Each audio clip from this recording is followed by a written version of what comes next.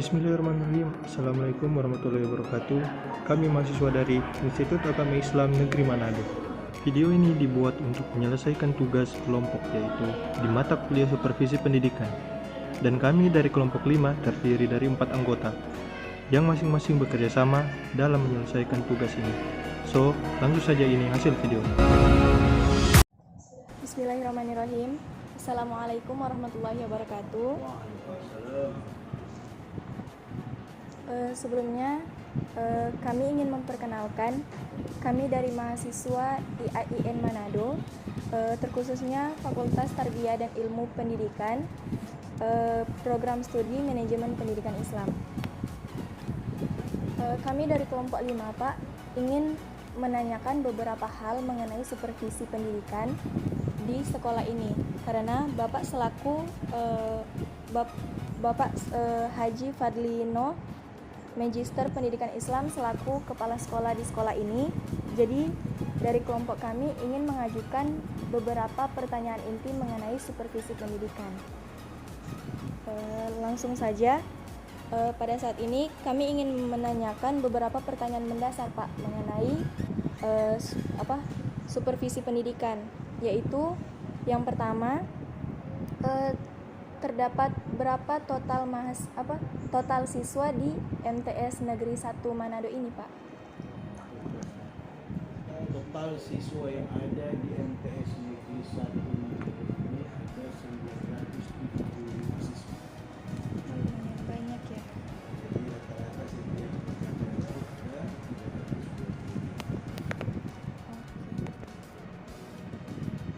320. Jika boleh tahu, Pak, di masing-masing tingkatan itu terdapat berapa siswa, Pak? Misalnya di kelas 1, kelas 2, dan kelas 3. Itu saya bilang tadi 975 dibagi 3 berarti 375. Oh, di Sehingga masing-masing. totalnya 970. Lalu sudah berapa lama Bapak sebagai kepala sekolah menjabat, dan apakah Bapak itu pernah menjabat sebagai guru pada sebelumnya? Terima kasih.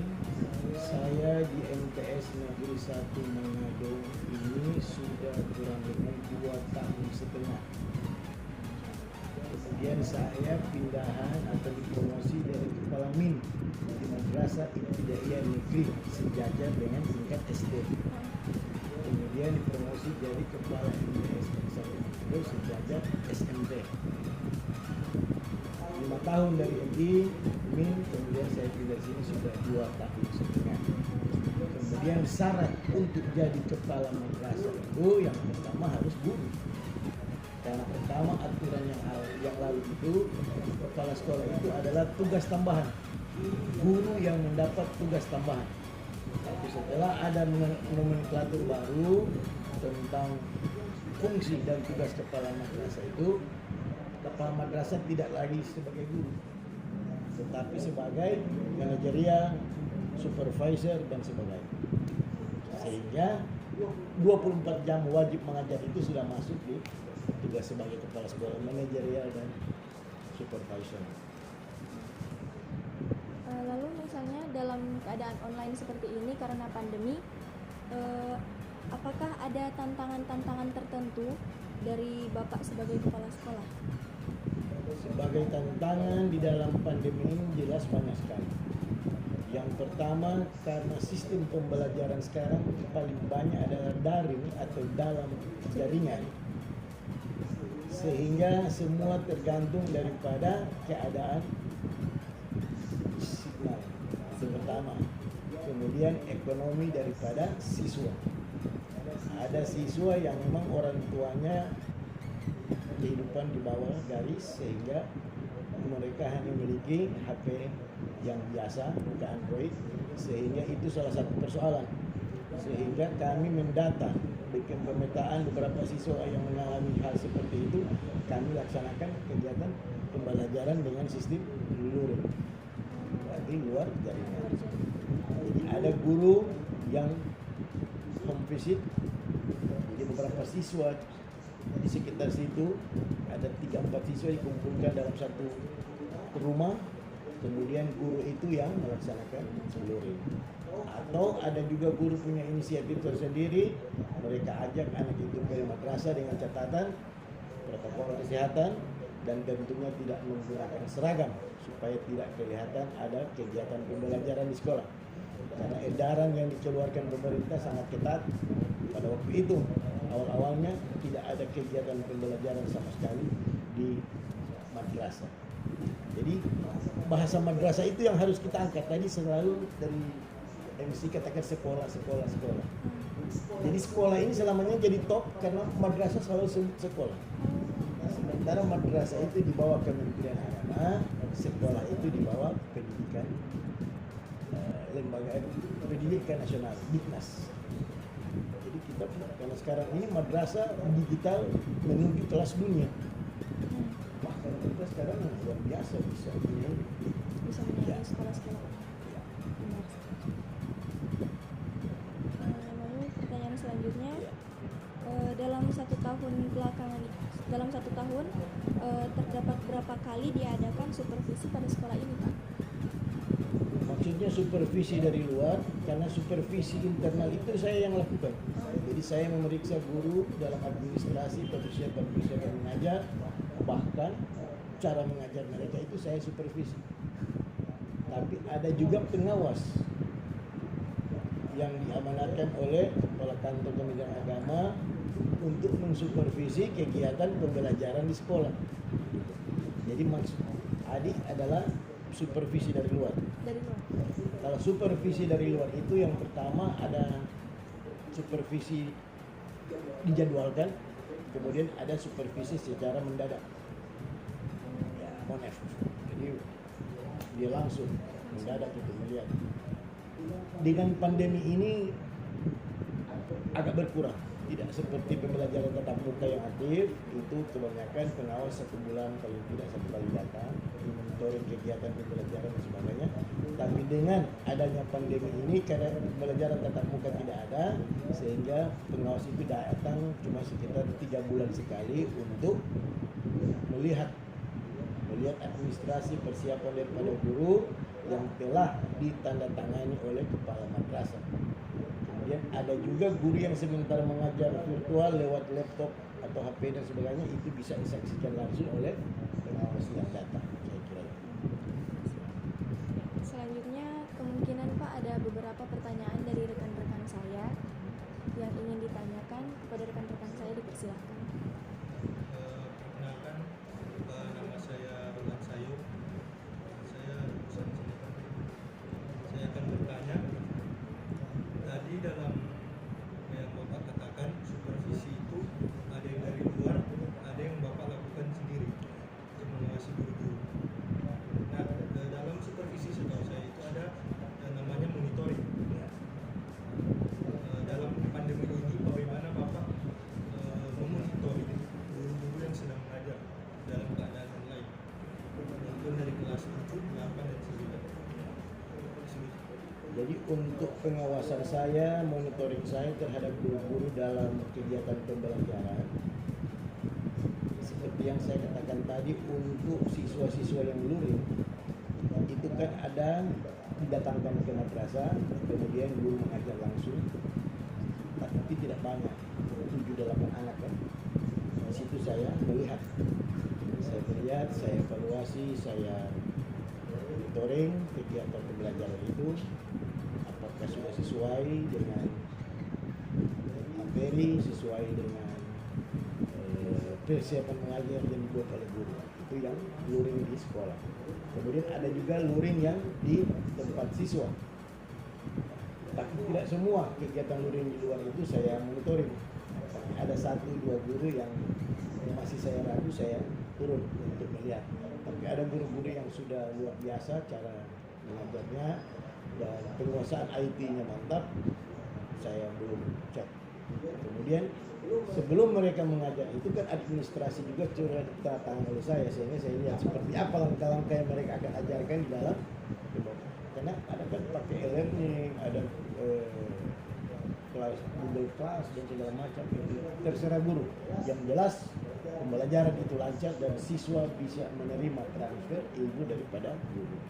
itu diberi kreasi bagi guru masing-masing. Karena sekarang merdeka belajar kan. Merdeka belajar ini yang penting tujuan yang telah ditetapkan di dalam kurikulum itu tercapai. Seperti apa guru itu mau bikin kreasinya. Seperti dari sini kita mau ke pasar 45 bisa naik gojek, bisa naik perahu, bisa jalan kaki. Itu tinggal metode, cara, tapi tujuan akhir adalah satu.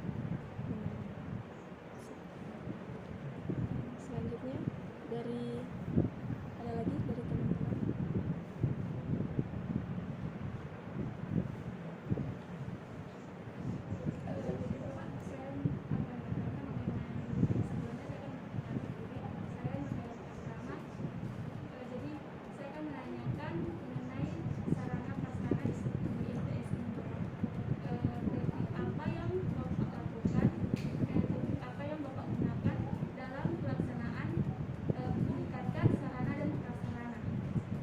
Ya, terima kasih. Setiap lembaga pendidikan itu kalau dia formal, pertama dia punya anggaran BOS, bantuan operasional sekolah dari pemerintah, baik itu di bawah Kementerian Agama maupun di bawah Kementerian Pendidikan dan Kebudayaan. Tetapi itu belum 100% terpenuhi dengan apa yang menjadi kegiatan-kegiatan kita yang ada di madrasah, karena semua kegiatan tergantung sarana prasarana. Alhamdulillah kami juga punya komite.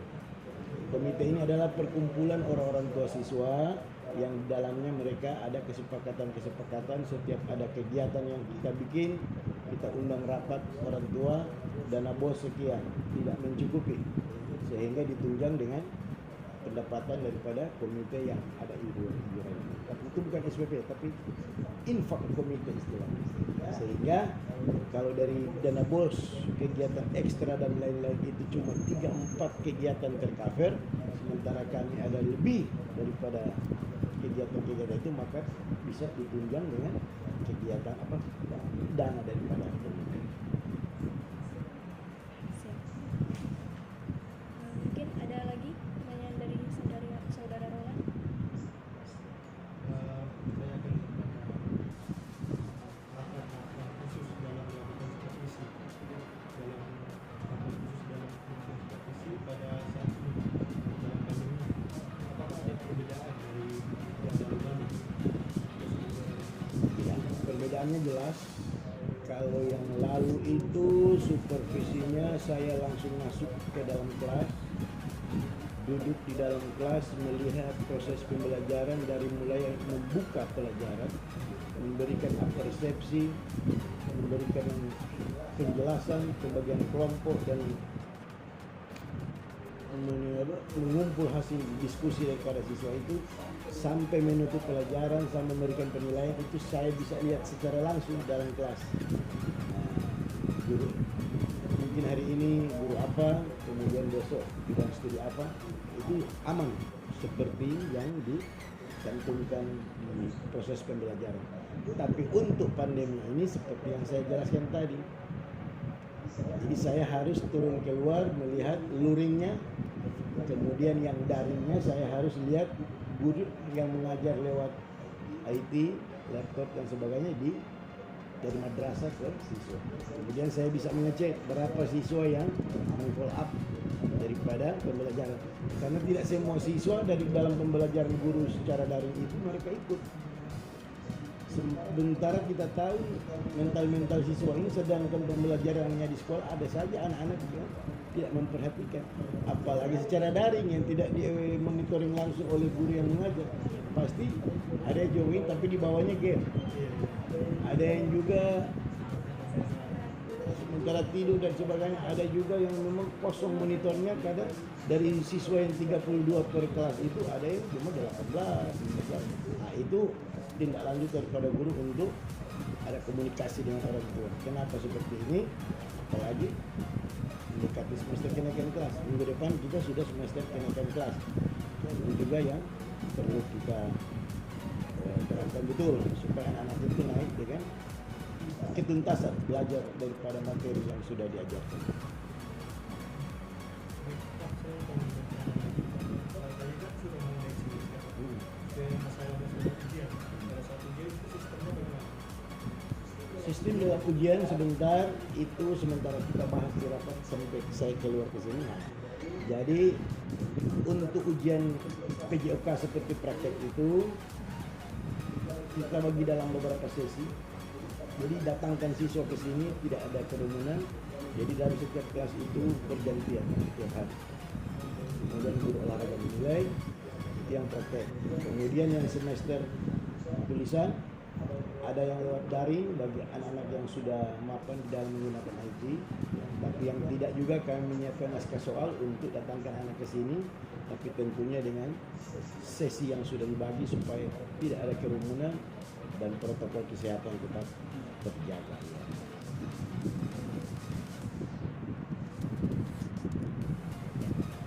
Kita sampai pada akhir sesi, Pak. Sebelum menutup diskusi ini, kemungkinan Bapak ingin mempromosikan sekolah Bapak pada teman-teman sekalian, apalagi dalam penerimaan siswa baru, karena kemungkinan sekolah memang mungkin madrasah ini memiliki beberapa kelebihan. Terima kasih. Jadi madrasah kita sudah diamanatkan beberapa bulan lalu oleh Dirjen Direktorat Jenderal Pendidikan Islam Kementerian Agama Republik Indonesia, termasuk salah satu madrasah riset.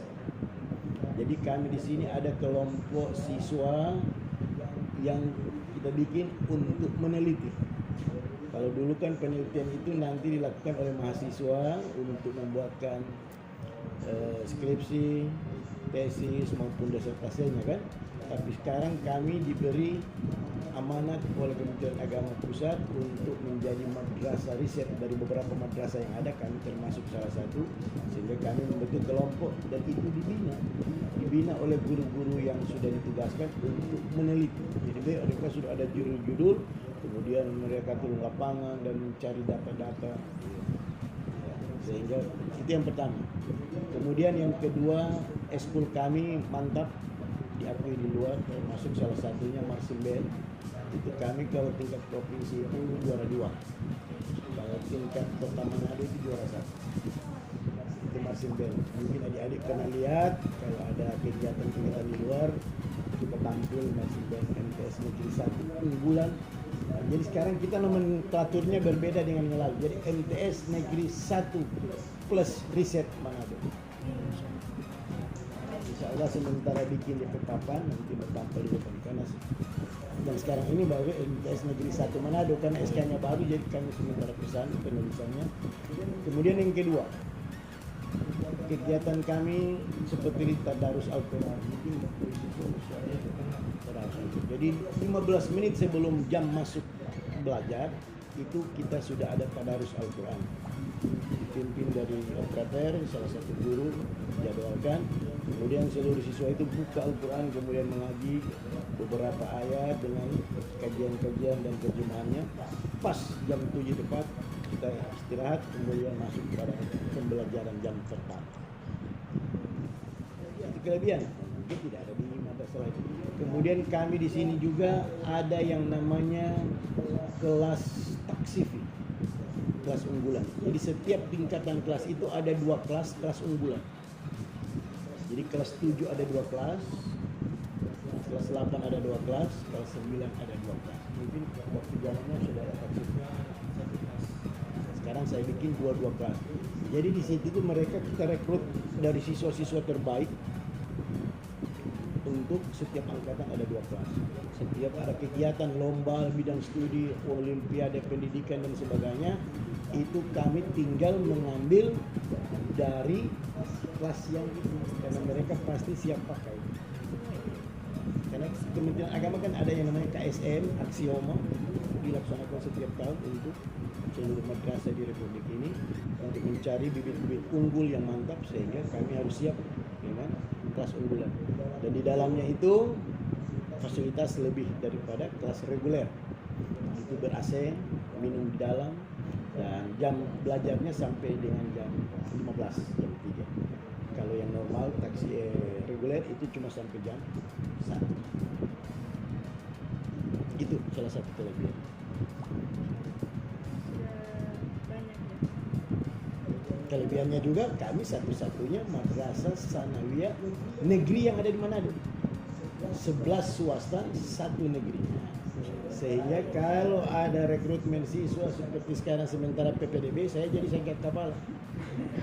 Semua kita mau terima sini 250 siswa, yang masuk sampai 400, 500. Begitu pengumuman saya harus bunuh hati. Jadi beban kan? Telepon dari pejabat ini, dari ini, anggota DPR, tolong ya Allah. Saya bilang ini tidak lulus, tolong akan kasihan. Berarti di sini saya bingung. Berarti tambah kota kan? 32 siswa harusnya aturan DP informasi yang tersedia, saya harus tambah 2 karena sengaja saya batasi begitu. Yang pertama karena sarana terbatas. Kedua mengingat 11 madrasah swasta itu.